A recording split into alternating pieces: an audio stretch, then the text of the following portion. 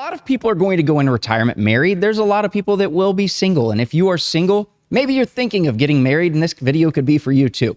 But we really want to think about something that is kind of a tough conversation to have sometimes that we have as planners with our clients.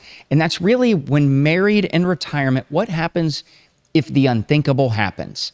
You know, we don't want to plan for, death right away, but sometimes things just come out of nowhere and it's unexpected.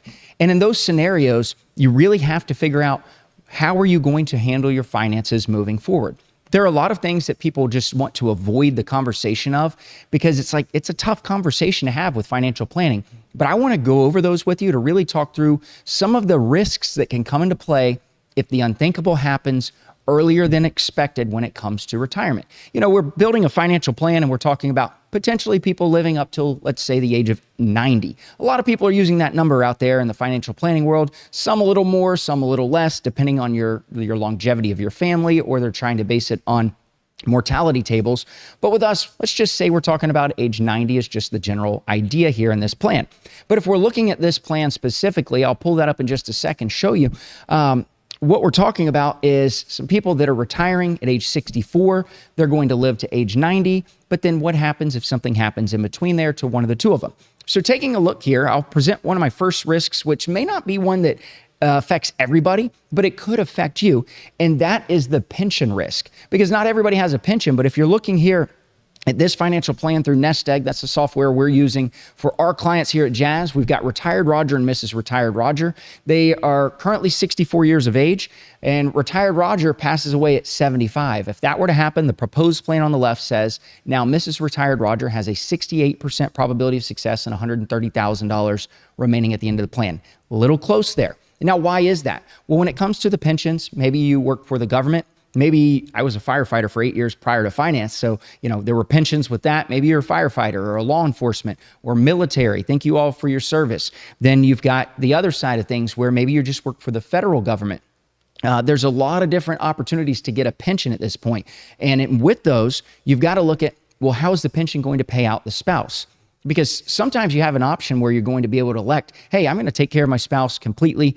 I'm going to take 100% of the pension for her and I, or him and I. So in those scenarios, you may take a little bit less total every month that you're getting, but you're going to make sure that the spouse is taken care of. Other things, maybe the federal government you work for, they don't have that option where you always get to take the 100%. Instead, there's a reduced amount that your spouse is going to get. Well, in this scenario right here, that's exactly what we're looking at. Retired Roger passes away. Mrs. Retired Roger only gets 50% of the pension. And that is a drastic decrease in income that she's going to continuously have. Now, with this specific scenario here, there's one other that I'm going to touch on, and that's something that a lot of people don't really think about and factor into a plan. And that is actually factored into this one specifically. And that is the idea of not planning for Social Security. Because Social Security in this plan is also one that's now going to be cut in half. And so the pension's cut in half and the Social Security is cut in half, which reduces that to a 68% probability of success. So what are we looking at here? Well, this is a cash flow analysis. It's a different way of looking at things when it comes to financial planning.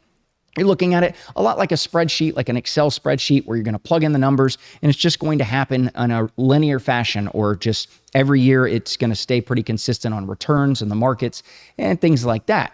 And so what we're looking at with this, though, is in 2035, they're both 75 years old. Retired Roger passes away. When Retired Roger passes away at 75, then what's going to happen is in 2036, now you can see the reduction in income. Social Security is going to be cut in half. Pension is going to be cut in half.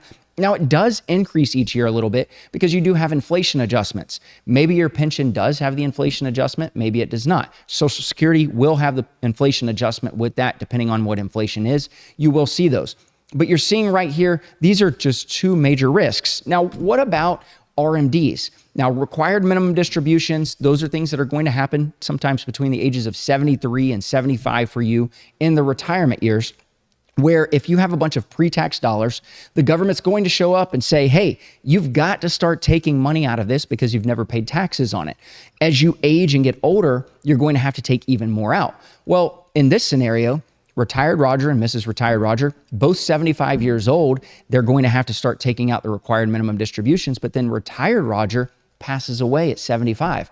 Now, Mrs. Retired Roger files as a single filer. In that scenario, you can see right here, this is going to bump them from a 15 to a 25% tax bracket, because now she's having to pull all of this pre-tax dollars that have been saved up to try to make it through the retirement years. So it's very, very important to plan for these types of things when it comes to this, because it will change a lot. And really just one more final thing, and that's what we'll talk about, is along with being a single filer, not only for the regular tax filing bracket, but for the Medicare tax brackets, you've got to be careful. There's something called IRMAA, which is basically where if you make too much money, the Medicare or the government's going to be charging you for Medicare here. And so when it comes to the breakdowns, this is a projected breakdown for 2025. You're looking at a single filer. If you make less than $106,000 or equal to, then you don't have to pay an adjustment or more money for Medicare. But then if you make 106 to 133,000, you see the brackets start to jump up. But look at the differences here. A single filer is 106,000, and then a married filing jointly is 212,000. So many people married filing jointly, you have two different retirements that you both saved up. Well, a lot of times there's the potential for, when required minimum distributions hit, you may start to bump into those brackets where you're forced to take the money out and it pushes you higher, and then you end up having to pay the IRMAA penalty as well.